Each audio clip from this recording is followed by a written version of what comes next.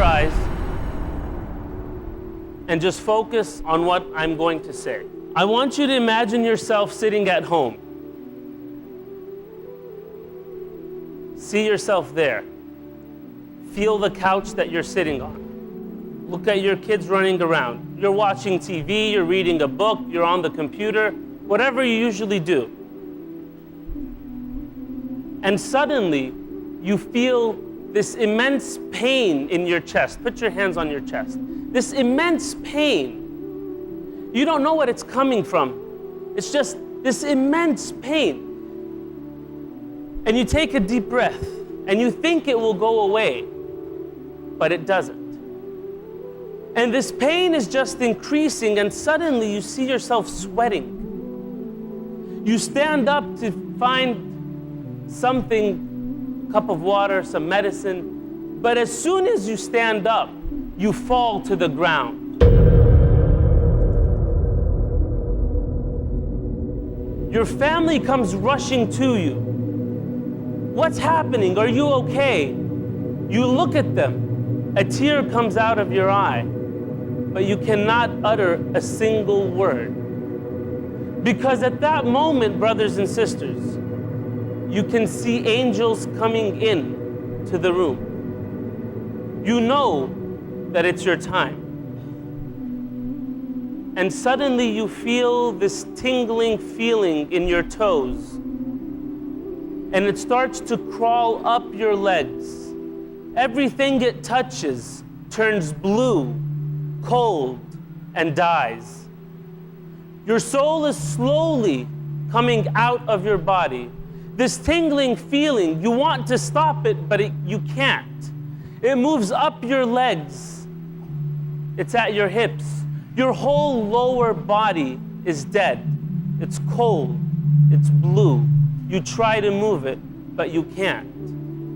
Your family's calling 911, trying to save you. You want to tell them some final words, but not a single word comes out from the pain and the agony of death. You look at your kids. You don't know what's going to happen to them. You look at your wife, and suddenly this tingling feeling keeps crawling up your body.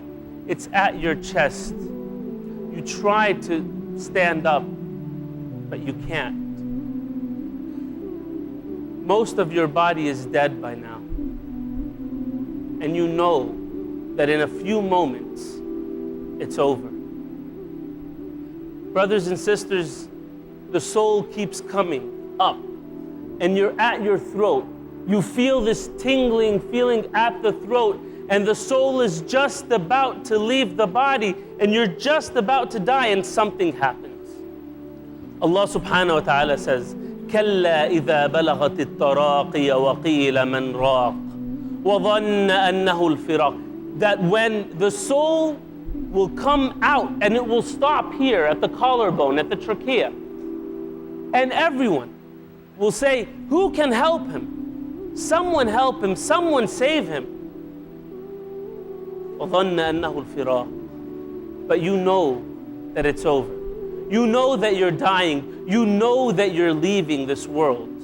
وَالْتَفَّتِ السَّاقُ بِالسَّاقِ. Your leg will be on top of the other like this. Out of the pain and agony of death, the soul is leaving your body.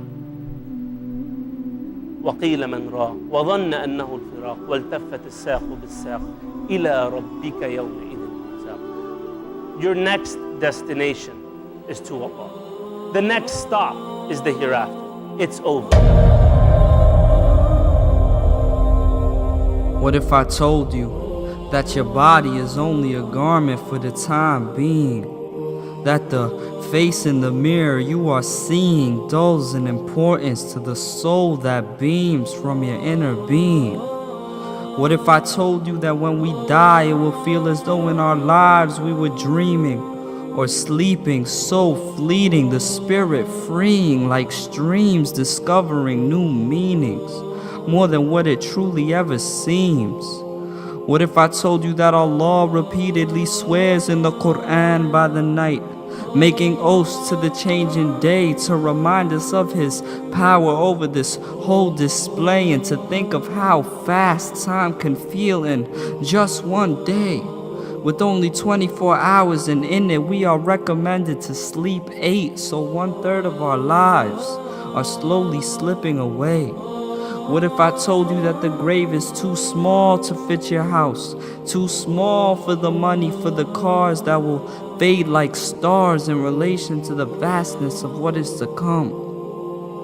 What if I told you that even though the casket is not big enough for all these materials, that the shroud can still house the most monumental of people, not in stature nor in status, but in deeds and devotion, people who are able to see beyond the commotion, the strength it takes to leave the crowd and focus on what is truly important, as did Moses or Joseph, Sumaya and Khadija. Each day I ponder on what it means to truly be a believer.